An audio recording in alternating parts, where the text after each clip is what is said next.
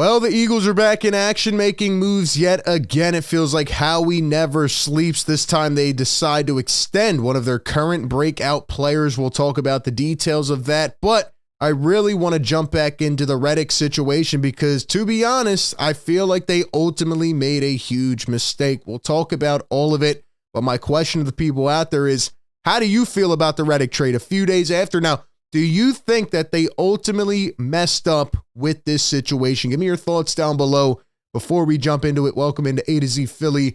We give you all your Eagles news and coverage. Like this video if you enjoy this content. Be sure to subscribe. And this one is brought to you by BetMGM. Enjoy all your favorite sports like never before at BetMGM. Sign up with the code ATOZPA.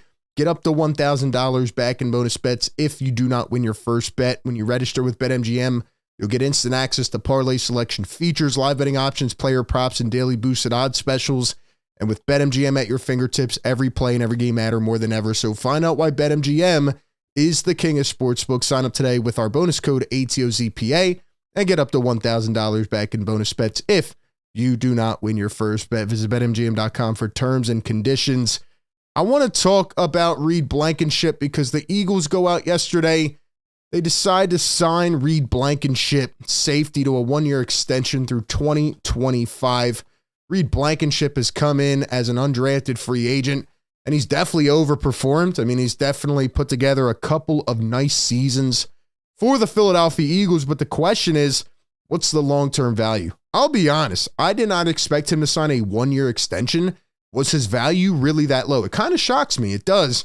Because based on the small sample size so far, the couple seasons he's had, or a partial season and then a whole season, I feel like he's played pretty well. And I feel like he has showed a lot of different attributes that this team lacks, that they need. Now, obviously, the end of last season was tough, but Reed Blankenship staying strong through it all. He says, quote, "I want to be in Philly. I want to play for Philly. That speaks more than just getting a contract. I love the way these fans cheer for us and how they critique us. I want to play here as long as I can." That tells me a few different things. Number one, it is possible that he took a little bit of a hometown discount and that he is, banking on his own value on a prove-it deal to hopefully get a long-term extension with the Eagles. Number two, it shows me that he is willing to play in front of the best fans in the world. He has that type of mentality. A lot of guys can never really mesh with the environment here. He has, in a short amount of time, to be honest, become so accustomed to the way that Eagle fans act, the way they behave. And he is one of those guys that feed off that energy. And number three, it just shows me his competitive nature. Reed Blankenship coming into the Philadelphia Eagles has had to battle a lot of competition. He stepped in for C.J. Gardner-Johnson when he went down with the injury a couple years ago, came in, intercepted Aaron Rodgers, played really well for several games, really rode the high of this team as well, and stepped in when asked. Nobody really knew about him, but he was making some hard hits, great tackler. Then he comes in last season, has a breakout year. However, obviously down the tail stretch of the season, everybody stunk, and Reed Blankenship looked exposed at times, and he was battling injury. Nobody seemed right. I don't think it's fair to just judge one guy like that, but I really like his mentality. He was battling with all kinds of guys last year, whether it's Terrell Edmonds or even the year before, Kayvon Wallace. Doesn't matter. This guy embraces competition. There are guys who do that. There are guys who don't. And I think he is back on a prove-it deal to say, Eagles, after this season, you are going to have to pay me no matter what, because I'm going to play the best that I've ever played in my career. So going from undrafted, getting another extension here for a year, I think he's going to have a great year. I really do, and I believe in this guy. Eagles put it here in their statement. Blankenship said at the end of the 2023 season about his goals, it's just about getting better and working at my game. I think I can improve in every part of my game.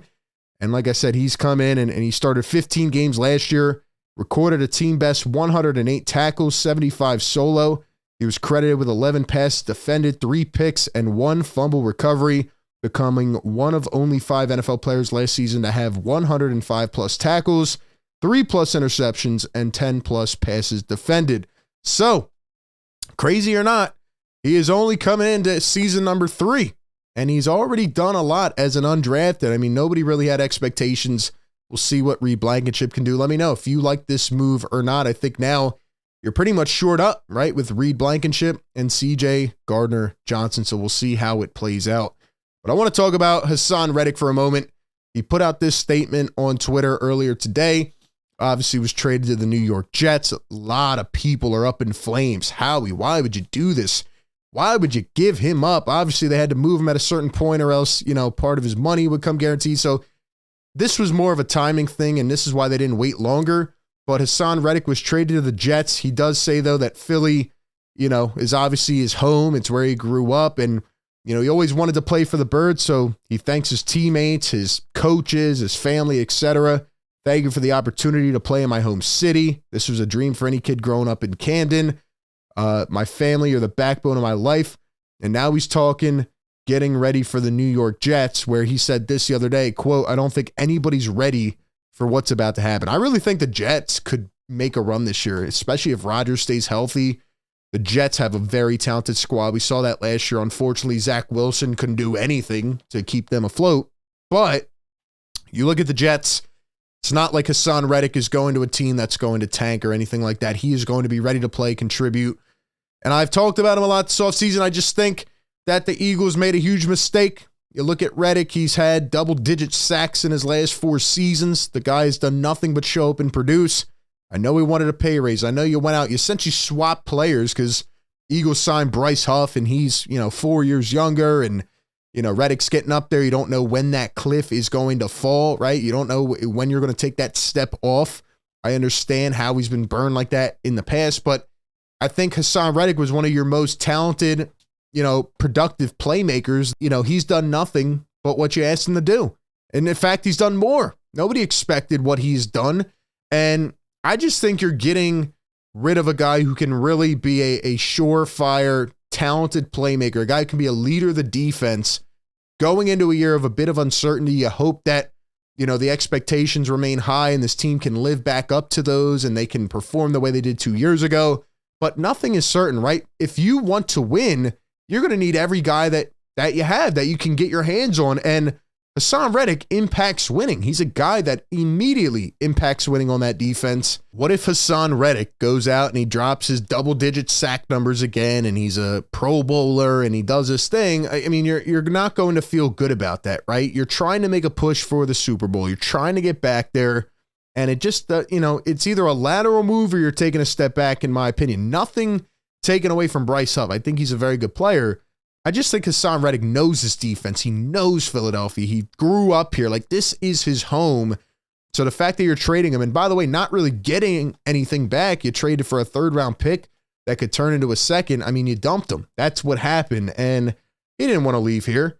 Here's what Reddick said to the New York media about the contract extension. Because keep in mind, he still hasn't gotten it yet from the Jets. He says, quote, "All options are open right now. The contractual stuff I'm leaving up to my agent and Joe Douglas to figure out. Whatever happens, I'm going to be happy and give my all. No matter what, that's who I am as a person." Just a very good locker room guy. Almost in a way feels like the CJ Gardner-Johnson play where, he goes to the Lions, they make the NFC Championship, and, you wanted him back. Now you get him back. You wish you could have had him this past season. It feels like there's that gap that should have never been there.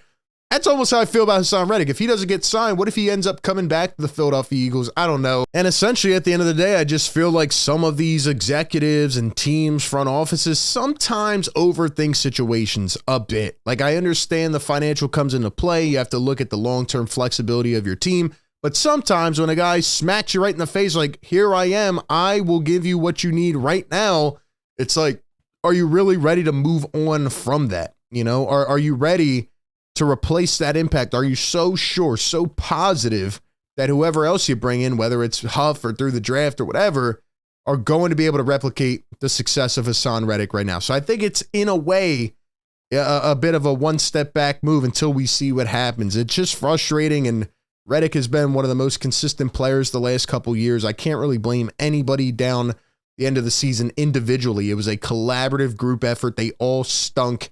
And they need to get better. But we'll see what happens. We'll see if this ultimately proves to be the right deal. At least Howie Roseman has shown that he is active, that he is willing to make tons of moves. I know when you end a season in disappointment, you want to get back out right away. You have that urge to show people that last season is not who you are going to be. So we'll see how it plays out. Give me your thoughts down below.